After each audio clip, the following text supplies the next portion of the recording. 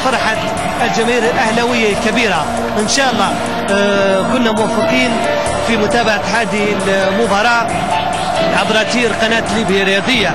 طبعا بعد قليل ستكونون مع الزميل عبد الباسط عمار وضيفي الأستاذ عادل تنتون في تحليل أجواء هذه المباراة.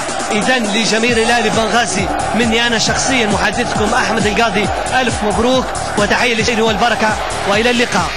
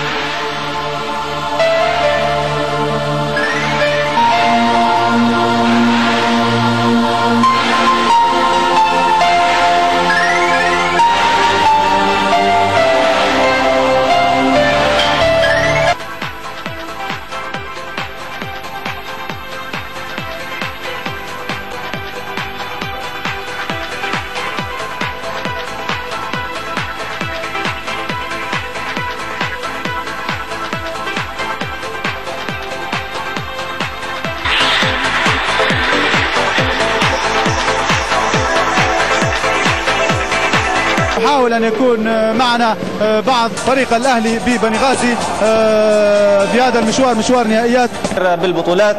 سنة 71 أول بطولات بالنسبة للأهلي بنغازي، سنة 72